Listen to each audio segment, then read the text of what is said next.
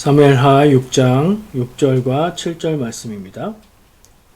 그들이 나군의 타작마당에 이르러서는 소들이 뛰므로 웃사가 손을 들어 하나님의 궤를 붙들었더니 여호와 하나님이 웃사가 잘못함으로 말미암아 진노하사 그를 그곳에서 치시니 그가 거기 하나님의 궤 곁에서 죽으니라. 아멘.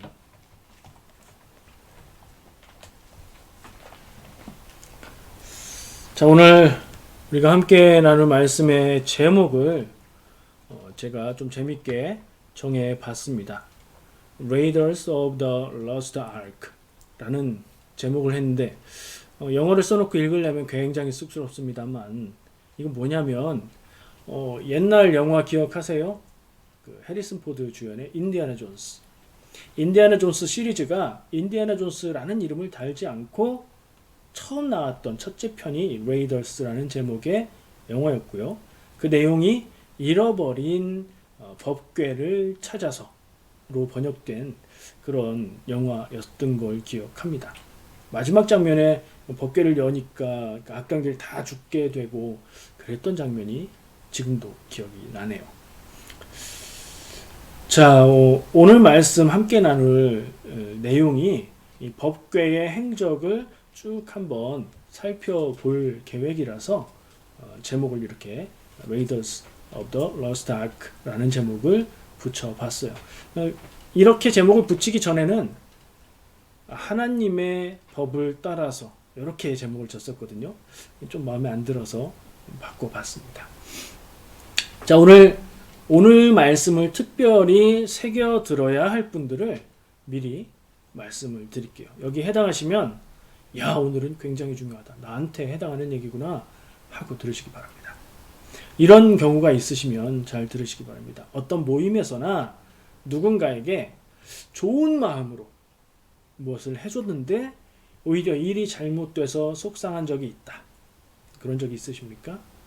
아니면 그렇게 좋은 마음으로 뭔가를 했는데 의도와는 다르게 나는 좋은 마음으로 했는데 비난을 들었던 경험이 있으십니까? 이런 분들 귀담아서 한마디도 빼놓지 않고 잘 들으시면 굉장히 좋을 것 같아요.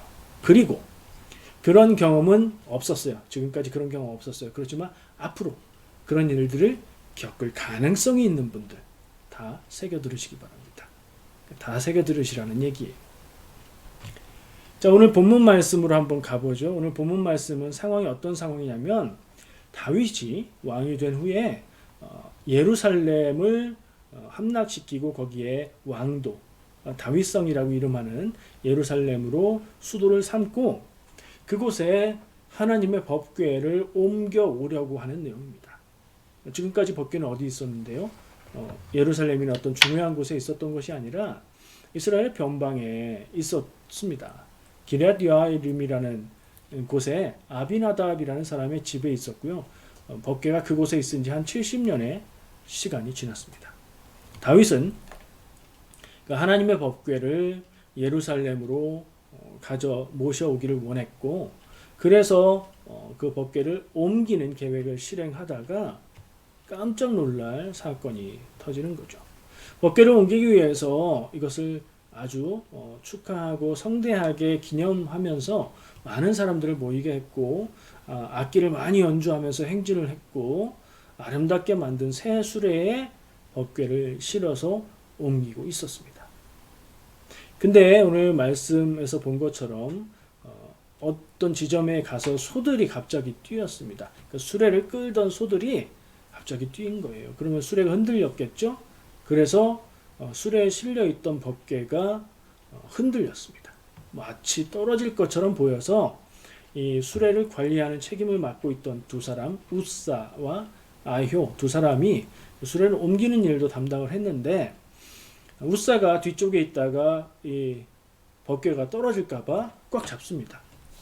당연하고 자연스러운 반응이죠. 중요한 것을 싣고 가다가 쿵쿵쿵 흔들려서 떨어질 것 같으면 아이고 하고 잡는 게 자연스러운 반응이잖아요. 근데 오늘 읽은 말씀처럼 그것 때문에 하나님이 노하셔서 그를 치심으로 그 웃사가 거기서 죽었습니다. 법궤를 옮기는 아주 중요한 일을 행사를 하고 있는 참인데 사건이 생긴 겁니다. 누가 뭐 살인을 한 건 아니지만 하나님의 벌로 그것을 담당한 사람이 죽어버린 겁니다. 더 이상 그걸 진행할 수가 없죠. 다윗은 거기서 멈추게 하고 예루살렘으로 가는 것을 멈추고 그곳에서 멀지 않은 곳에 다른 집에 법궤를 임시로 모셔둡니다. 오베데돔이라는 사람의 집에 모셔두죠. 자, 요 내용이 이어지는 것이고요. 결국에는 한 3개월 후에 다시 예루살렘 성으로 법궤를 옮기고 그때 너무 기뻐서 다윗이 막 옷이 벗겨지는 줄도 모르고 춤을 추었고 다윗의 아내였던 미갈이 그걸 보고 뭐라고 했더니 그 미갈이 어떻게 됐대요? 아기를 갖지 못했다 하는 내용이 그렇게 연결되는 겁니다. 모든 게 다 법궤에 얽힌 그런 스토리로 연결해서 보일 수 있습니다. 그래서 제가 이 말씀을 읽고 묵상을 하면서 법궤는 언제 어떻게 처음 생겼으며 어떻게 만들어졌으며 지금은 어디 있나 어떻게 됐나 이걸 한번 쭉 살펴봤습니다. 저도 중간중간의 내용들은 알고 있었는데 이렇게 쭉 정리를 해보니까 이렇게 됐구나 하는 게 눈에 들어오게 됐어요. 여러분과 함께 그 법궤의 여정을 나눠보도록 하겠습니다. 내용이 좀 많으니까 간략하게 얘기를 하도록 하겠습니다. 이 내용을 좀 확대해서 법궤의 여정을 살펴보고요. 그 다음에 이 우사가 사망한 이 사건의 의미 이걸 좀 살펴보려고 합니다. 만약에 이 내용을 읽으시다가 아니 우사가 무슨 죄야? 다윗 왕이 잘 챙겼어야지. 다른 사람들이 잘 챙겼어야지. 우사는 억울하다. 이런 생각이 드신다면 그 내용을 잘 새겨 들으시기 바랍니다. 자, 법궤는 뭔가요? 우리가 다 아는 것처럼 얘기하지만 뭐죠?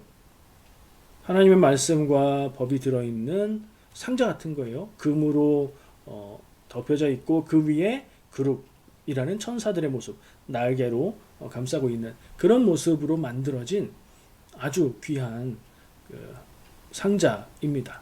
제가 아까 제목에서 얘기한 아르크가 그것을 얘기하는 거고요. 아르크는 사실 노아의 방주도 아르크죠. 같은 단어를 영어 성경에서는 사용하고 있습니다. 이 법궤는 언약궤라고 불리기도 하고요. 증거궤라고 불리기도 하고 성궤라고 불리기도 합니다. 성경에서 이 말들이 여럿이 사용되는데 다 같은 거예요. 자, 이 법궤 안에는 뭐가 들어있을까요? 상자니까 뭔가를 넣는 용도겠죠. 무엇이 들어있을까요? 생각이 얼핏 나시죠? 생각나는 거 하나씩 꼽아보세요. 3가지가 들어있습니다. 뭐가 들어있죠? 가장 먼저 생각날 만한 것이 모세가 하나님께 받은 10계명이 새겨진 돌판 몇 개요? 2개죠. 2개의 10계명이 새겨져 있죠. 또요. 하나님이 광야 생활 동안 이스라엘 백성들이 먹고 살 수 있게 해주신 만나가 들어있는 항아리. 이것은 광야 생활 동안 하나님 함께 하셨다는 증거물로 그 안에 들어있는 거예요. 그리고 아론의 지팡이인데 그 아론이 제사장됨을 하나님이 선택하신 지팡이를 더 놔두고 모든 지파들의 대표의 지팡이들을 놨는데 아론의 지팡이에서 지팡이는 잘라낸 나무잖아요. 아론의 지팡이에서 싹이 났다. 그래서 그 아론의 싹난 지팡이가 그 안에 담겨 있다고 히브리서 9장 4절에 기록이 되어 있어요. 성경에 그렇게 내용이 있습니다. 자, 이 법궤는 언제 어떻게 생겼을까요? 하나님이 만들어 주셨나요? 아니에요. 하나님이 명령하신 그대로 그 설계대로 모세가 하나님께 시내산에서 법을 받은 후에 내려와서 성막을 제작하고 이 법궤를 제작합니다. 그러니까 이스라엘 백성의 광야 생활 동안 그때 만들어져서 광야 생활 동안 함께 한 거예요. 그리고 하나님이 명령하시기를 하나님의 성막도 이 법궤도 모든 성물들을 레위인들이 관리하게 하셨죠. 특별히 법궤는 사람들이 함부로 보거나 함부로 만지지 않도록 가죽과 천으로 잘 쌉니다. 그런 다음에 고리가 있어서 그것을 채에 끼워서 그 채에 줄을 달아서 레위 사람들 중에 고핫 자손이 그것을 어깨에 메고 옮기게 되어 있습니다. 이거는 이제 이따가 함께 읽을 건데 신명기 4장 15절 말씀에 민수기 4장 15절 말씀에 이게 기록이 되어 있어요. 레위 자손들이 이 성막에 관계된 일들을 관리하게 되어 있었고, 그 중에 고핫 자손들만이 이 법궤를 옮기는 역할을 할 수 있다라고 명령을 하신 겁니다. 그러면 이 광야 생활 동안 법궤는 어떻게 됐어요? 멈춰서 성막이 세팅이 되면 그 안에 보관이 되었다가 다시 이동할 때는 그렇게 싸서 메고 옮기는 그런 과정이 반복되었겠죠. 광야 생활 동안은 그렇습니다. 똑같습니다. 그러다가 이제 이스라엘 백성이 가나안 땅에 들어가죠. 가나안 땅에 들어가면서 실로라는 곳에 성막이 자리를 잡게 됩니다. 그 실로는 우리가 기억하는 말씀으로는 엘리와 사무엘이 나오는 그게 이제 배경이 실로고, 거기에 있는 성막에서 그 얘기들이 진행이 되는 거고요. 그때는 성막이 고정되어 있으니까 그 고정된 성막 안에 이 법궤가 보관이 되어 있었겠죠. 실로에 보관이 되어 있다가 그 엘리가 죽게 되는 사건이 있는데, 그때 블레셋과의 전쟁이 일어납니다. 블레셋과의 전투에서 패배하자 이스라엘 백성들이 우리가 왜 졌을까? 하나님이 함께하지 않아서다. 우리가 법궤를 모셔와서 싸우자. 그래서 법궤를 전장으로 모셔가는데, 법궤를 지키는 제사장으로서 엘리의 두 아들 이름이 홈니와 비느하스가 따라갑니다. 그럼에도 불구하고 그 전쟁에서 패배합니다. 홈니와 비느하스는 죽었고, 그 소식을 듣고 엘리도 죽었습니다. 법궤는 어떻게 됐어요? 블레셋 사람들이 전리품으로 빼앗아갔습니다. 야, 이스라엘이 큰일 난 거죠. 이제 블레셋의 수중에 법궤가 들어간 겁니다. 근데 이스라엘 백성은 아무 대응을 못하고 있는데 이 블레셋이 하나님의 법궤를 자기들의 신전에 갖다 놨더니 신상이 하루 자고 일어나면 넘어져 있고, 또 세워놓으면 다음날 또 부서져 있고 막 이러는 겁니다. 그래서 다른 도시로 옮기고, 다른 도시로 옮기니까 그 옮겨진 도시에 병이 돌고 재앙이 내려지고 막 그러는 거예요. 그래서 세 군데 도시를 돌다가 그들의 점술가들에게 상담을 하니까 이거는 이 여호와 하나님의 능력 때문에 그런 거다. 이스라엘 백성에게 돌려 보내줘야 된다. 보내주는데 그냥 보내면 안 되고 거기에 우리의 사죄의 제물을 담아서 보내줘야 된다. 그래서 그걸 담아서 이스라엘로 보냅니다. 이스라엘 백성들은 아무것도 안 했는데 성막을 가지고 있던 블레셋들이 그걸 감당하지 못해서 이스라엘에게 돌려 보내는 거죠. 그렇게 해서 이스라엘에 도착한 곳이 벳세메스라는 곳입니다. 벳세메스라는 곳에 법궤가 오게 됐는데, 블레셋 사람들이 가지고 온 게 아니에요. 소에 매서 수레에 실어서 그냥 가게 뒀더니 거기로 간 거예요. 벳세메스 사람들이 이게 뭔가 하고 보고 보니까 이거 성막 하나님의 법궤 아니야? 하면서 보면서 법궤를 막 본 겁니다. 들여다본 겁니다. 하나님이 명령을 주실 때 법궤를 함부로 대하고 함부로 들여다보면 안 된다고 그랬거든요. 그때 70명이 막 법궤를 막 보고 구경하고 그랬던 사람들 70명이 죽는 일이 발생합니다. 사람들이 겁내고 두려워하겠죠. 그래서 기럇 여아림에, 지금 오늘 우리가 성경 본문으로 읽었던 내용의 법궤가 있었던 곳이 기럇 여아림이에요. 기럇 여아림에 사람을 보내서 사람을 데리고 와서 이 법궤를 거기로 가져와라 라고 요청을 했고요.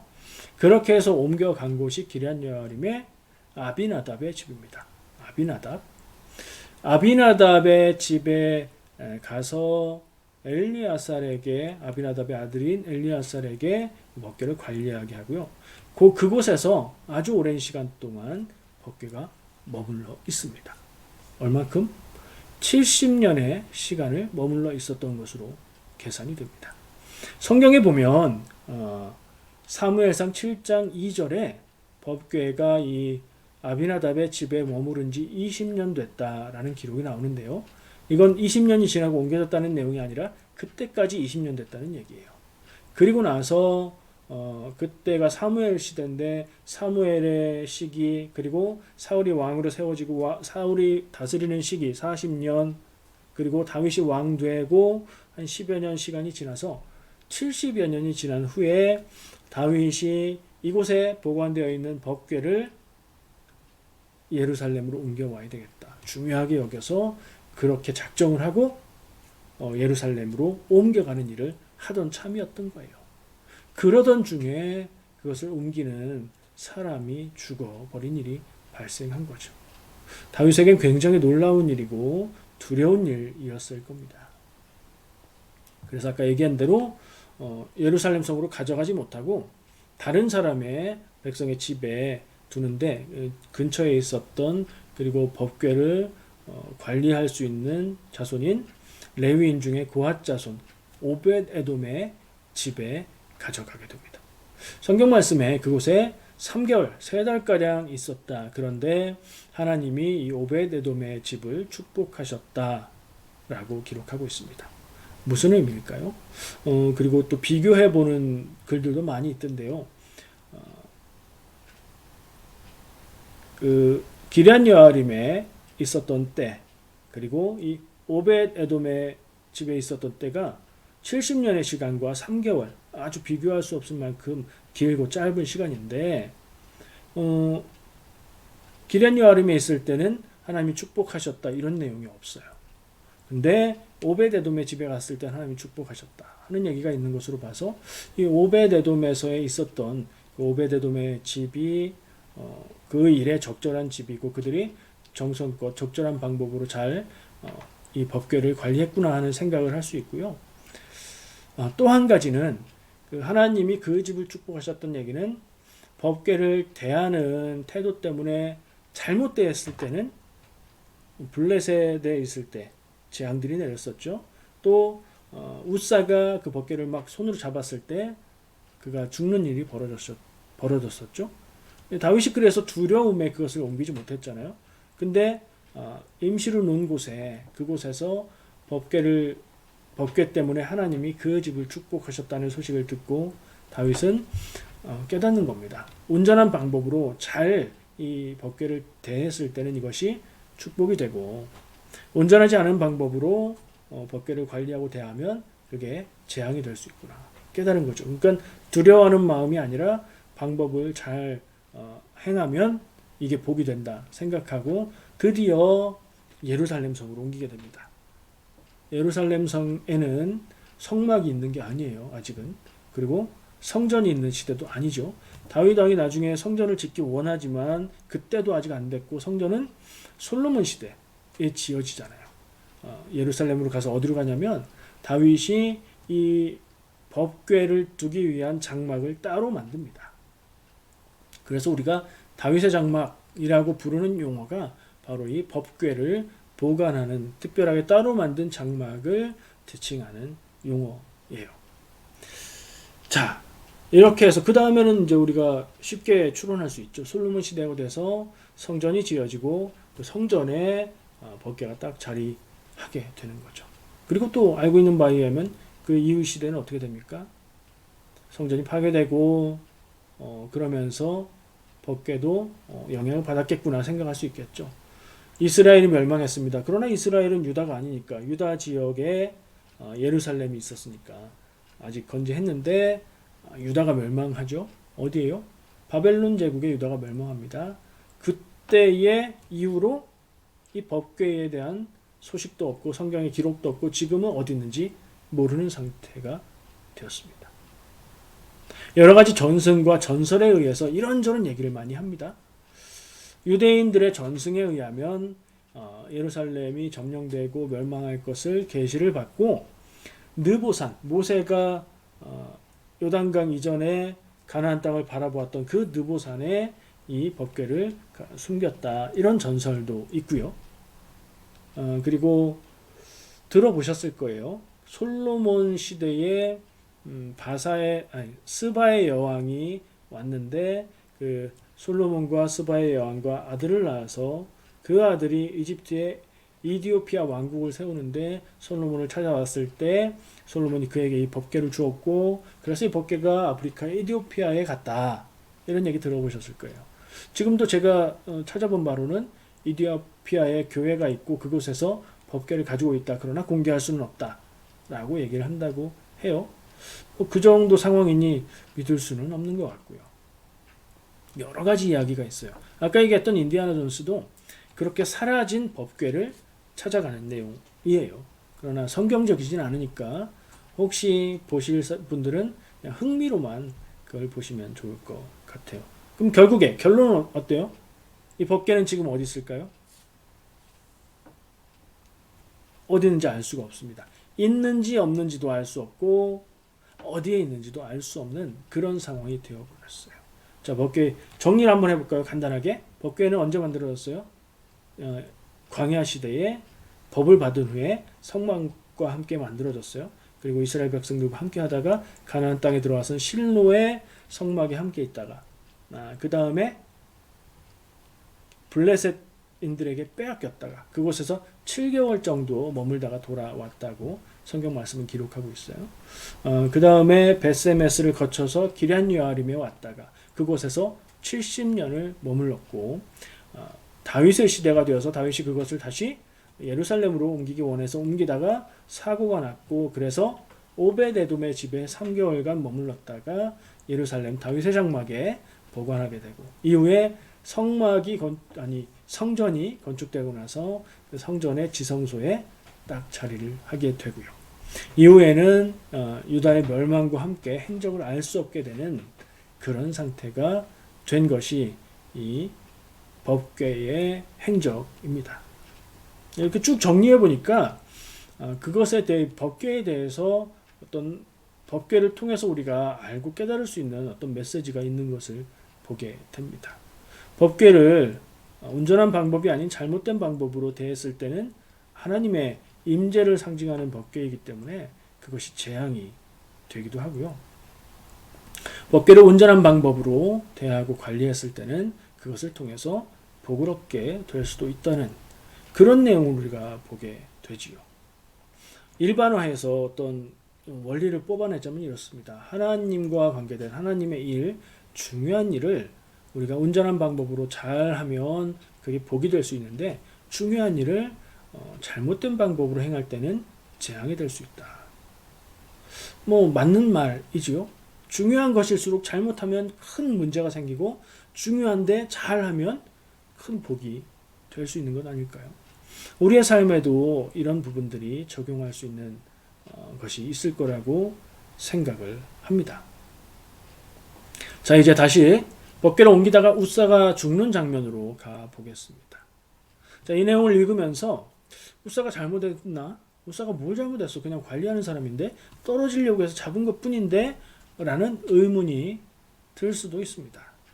그런데요, 제가 잘 들으시라고 아까 예고해 드렸죠. 성경이 기록하는 내용에 보면 명확하게 아주 확실하게 사무엘하 6장 7절에 웃사가 잘못함으로 하나님이 그를 치셨다라고 기록하고 있습니다. 웃사가 뭘 잘못했죠? 여러 가지를 생각할 수 있어요. 첫 번째, 법궤를 지키는 원리가 있는데 성경 말씀 한번 볼까요? 민수기 4장 15절 말씀 보여주세요. 네, 민수기 4장 15절 말씀 화면에 보여드릴게요. 그걸 보고 같이 한번 읽어보겠습니다. 법궤에 대한 이걸 어떻게 다뤄야 하는지 하나님이 주시는 명령이고 법입니다. 자, 읽어보겠습니다.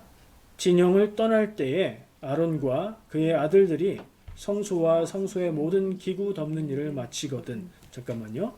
자, 성소와 성소의 모든 기구 덮는 일은 누가 해요? 아론과 그의 아들들. 그게 누구예요? 제사장이죠. 그러니까 이 법궤도 아마 쌓는 일은 제사장들이 하는 것 같습니다. 그걸 마치거든. 계속 읽을게요. 고핫 자손들이 와서 매일 것이니라. 그러나 성물은 만지지 말라. 그들이 죽으리라.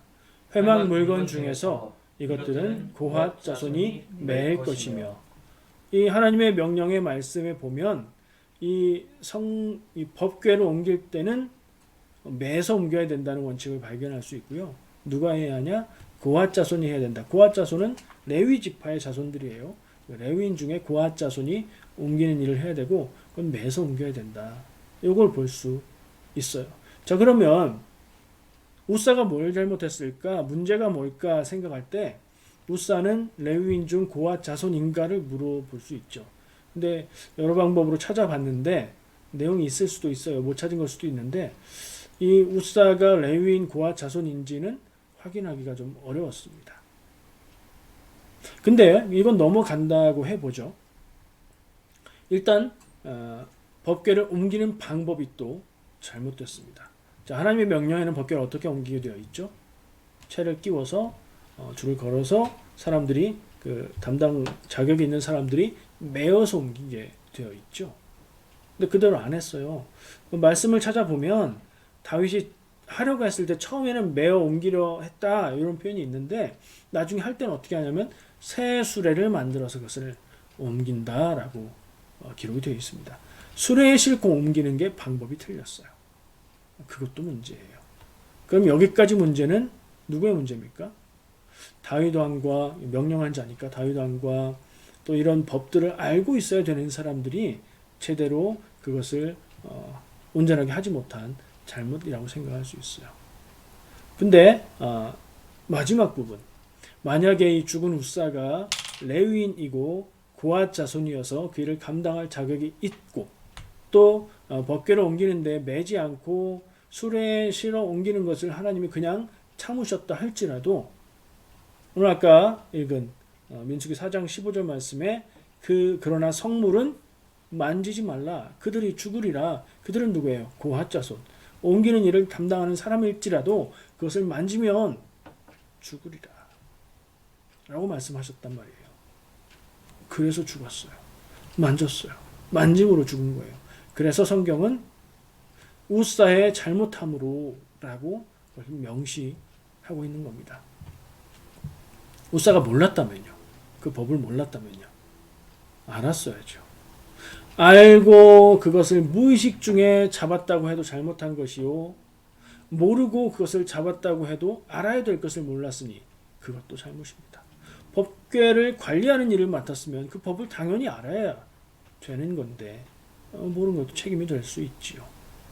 물론 그 시대 전반적으로 하나님의 말씀이 살아있지 못하고 하나님의 법이 하나님의 뜻대로 지켜지지 않던 시대라는 점들은 우리가 생각할 필요가 있는데 그럼에도 불구하고 직접적으로 잘못한 것은 우사였다는 것을 기억할 수 있습니다. 우사만 잘못했나요? 다윗도 잘못이 있는 거고, 그렇죠? 많은 책임 있는 사람들이 있을 거예요. 그 사람들이 다시 생각한 거죠. 오베데돔의 집으로 간 후에 이걸 어떻게 해야 되는가 고민을 하면서 무엇이 잘못됐는가 찾았겠죠. 그래서 다시 예루살렘으로 옮겨갈 때는 온전한 방법으로 옮겨가게 되는 겁니다. 아까 말씀드린 대로 중요한 일은 잘못하면 재앙이 되고 제대로 하면 복이 됩니다.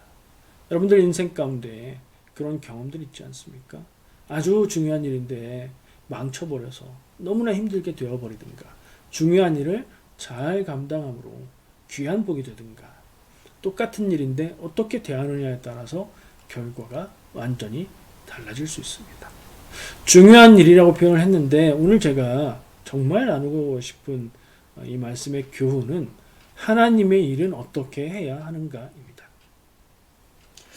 질문 하나 해볼게요. 왜 법궤를 레위인 중 고앗 자손만 옮길 수 있고 또 그들도 들여다보거나 만질 수 없고 수레에 실으면 안 되고 꼭 어깨에 매야 할까요? 아주 명확하고 단순한 대답이 있습니다. 하나님이 그렇게 하라고 명령하셨기 때문입니다.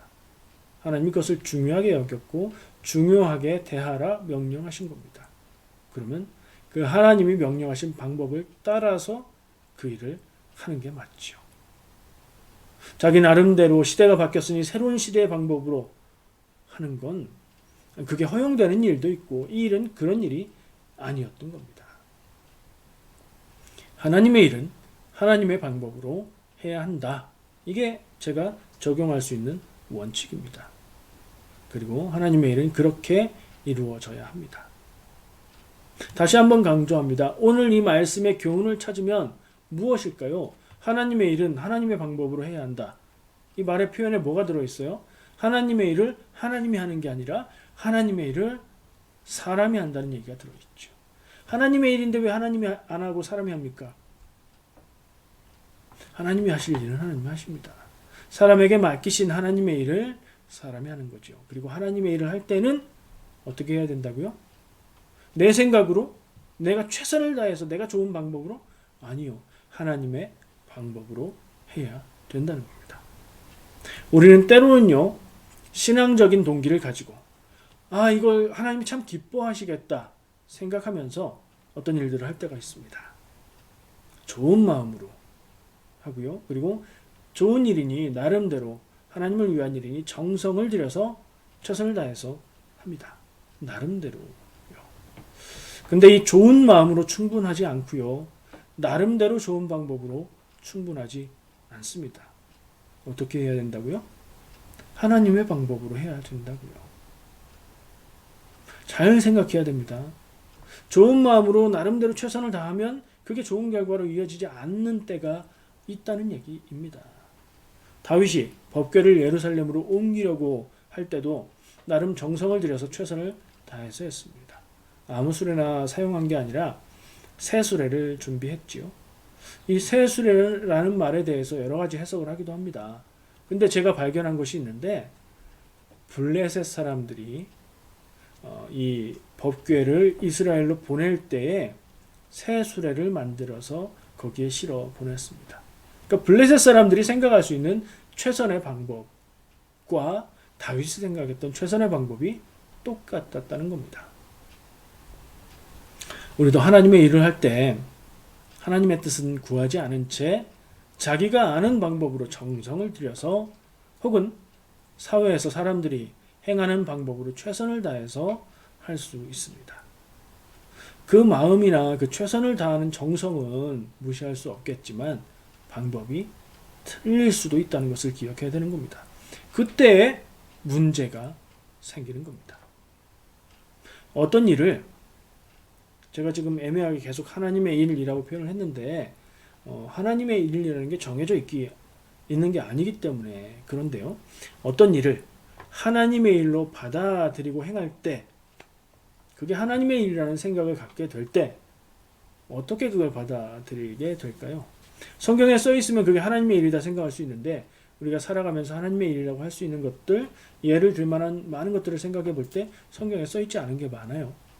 그럼에도 불구하고 하나님의 일이야 라고 생각하고 합니다. 그 일을 하나님의 일로 받아들일 때 우리는 무엇으로 그것을 하나님의 일이라고 받아들이고 고백하게 되나요? 어떻게 하는 게 적절한 방법일까요? 주의 깊게 해야 되겠죠. 기도하면서 해야 되겠죠. 많은 생각을 함으로 정성과 최선을 들여서 해야 될 것이고 나 혼자 생각하는 것이 아니라 믿음의 형제 자매들과 함께 교회와 함께 의논하면서 같이 기도하면서 마음도 모으고 하나님의 뜻을 구하면서 해야 될 겁니다. 하나님의 일이라는 것을 우리가 이것은 하나님의 일이야 라고 생각하고 행할 때부터 우리는 주의 깊게 하나님의 방법을 찾아서 그것을 정해야 하고요. 하나님의 일이라면 당연히 하나님의 방법으로 해야 되는데 법궤로 옮기는 것처럼 꼭 성경에 답이 있는 일이 아닐지라도 하나님의 뜻을 따라서 하는 하나님의 일이라면 당연하게 하나님의 방법을 해야 되는 겁니다. 하나님의 방법은 어떻게 찾을 수 있을까요? 성경에 안 써 있는 건. 성경에 모든 게 다 써 있을 수는 없습니다. 정말 많은 내용들이 성경에 써 있고 많은 원리들이 성경에 담겨 있지만 모든 것을 성경에서 다 찾는다는 것은 좀 억지라고 생각합니다. 그러나 성경이 전하고 있는 하나님의 뜻을 우리가 풍성하게 풍부하게 알면 알수록 이런 일에 대해서는 하나님의 뜻이 이런 쪽이겠다 하는 깨달음을 얻을 수 있게 되겠죠. 성경에 나오지 않은 일이라면 성경의 내용을 참고해서 다른 내용들을 다 생각하면서 여러 가지를 적용해 보고 또 기도하면서, 기도가 빠지면 안 됩니다. 기도하면서 하나님의 뜻을 구하고 우리의 마음과 정성을 하나님께 드리고 그리고 또 혼자 뜻대로 자기의 고집대로 내가 제일 좋은 방법으로 하는 게 아니라 교회와 함께 의논하고 뜻을 모으면서 그리고 하나님의 뜻을 구하면서 방법을 찾아야 된다는 겁니다. 좋은 마음으로 하는 일이 나름 정성을 들여서 최선을 다해서 하는 일이 때로는 뜻하지 않은 결과를 보게 되는 경우가 있습니다. 그러면 너무나 안타까운 일이지 않습니까? 그 마음도 좋은 마음이었고 거기에 들인 정성도 좋은 마음이었는데 결과가 나쁘다면요. 울사가 죽어버린 것처럼 말이죠. 그 문제는 뭐예요? 하나님의 방법을 온전하게 따르지 않았기 때문인 거고요. 그럼 어떻게 해결해야 돼요? 하나님의 방법을 찾아야 되는 거지요. 우리는 늘 그렇게 하나님의 방법을 구하고 찾아야 됩니다. 이웃을 사랑하고 이웃을 도울 때도 우리는 하나님의 방법을 찾고 구하고 그것을 따라서 행해야 합니다. 얼른 머릿속에 떠오르는 많은 그 예들을 생각할 수 있을 겁니다. 아주 좋은 생각이 나서 이걸 이렇게 하면 하나님이 참 기뻐하시겠다. 그런 생각이 나서 그걸 하나님을 위해서 하고 싶다 이런 마음이 들 때도 내 마음, 내 혼자만의 생각으로 그것을 행하는 게 아니라 아까 얘기한 대로 주님께 기도하면서 함께하면서 서두르지 않고 그렇게 해야 됩니다. 하나님이 나에게 계시하신 일이라고 받아들여지는 일. 때때로 어떤 분들이 하나님이 나에게 음성을 들려주셨어요. 하나님이 내 마음에 이걸 하라고 말씀을 주셨어요. 얘기합니다. 그것을 분별할 때부터 기도하고 성경 말씀을 근거로 찾아보고 고민하고 생각하고 신앙의 형제 자매들과 함께 의논하고 대화하면서 그것을 어떻게 할 것인지 찾아가야 됩니다. 나 혼자 이것은 하나님의 계시야 확신한다고 해서 그것을 내 뜻대로 행해버리면 문제가 생깁니다. 이렇게 적용할 수 있는 일들이 그것들을 묶어서 하나님의 일을 할 때에 라고 말할 수 있을 겁니다. 우리는 성도된 사람으로 모든 일을 하나님의 방법으로 하면 그게 가장 좋을 겁니다. 그러나 개인적인 일, 사소한 일, 꼭 그렇게 하지 않아도 되는 일들, 옵션이 여러 가지 있는 일들은 하나님의 방법을 막 찾고 그러지 않아도 됩니다. 짜장면을 먹을까, 짬뽕을 먹을까, 하나님 앞에 기도해서 응답받을 필요는 없는 일이니까 말이죠. 하지만 하나님의 일만이라도 반드시 하나님의 방법으로 해야 합니다. 좋은 의도와 나름 좋은 방법으로는 충분하지 않습니다. 이것을 꼭 기억해야 됩니다. 사랑하는 성도 여러분, 여러분이 각자 삶에서 하나님의 일을 하시기를 바랍니다. 무엇일까요? 하나님이 여러분 인생에 주신 사명입니다. 그것을 할 때에 어떻게 해야 됩니까? 하나님의 방법으로 해야 한다.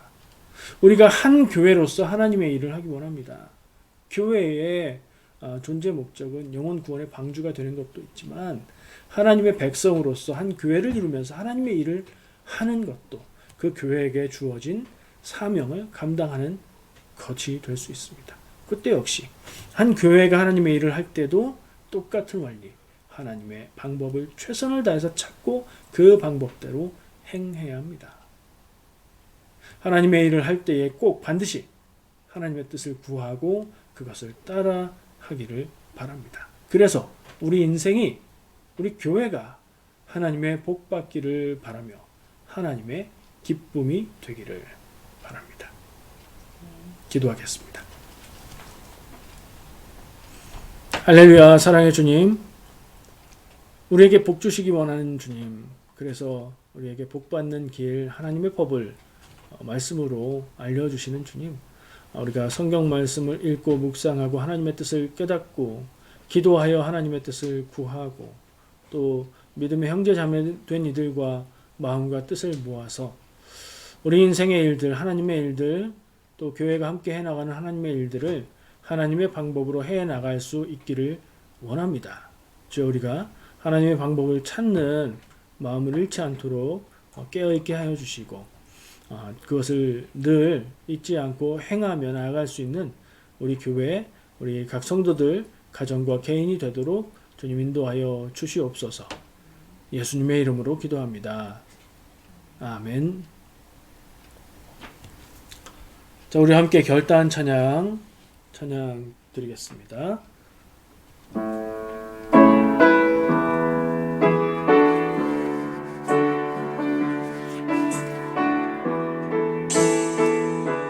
주님 곁으로 날 이끄소서. 찬양합니다.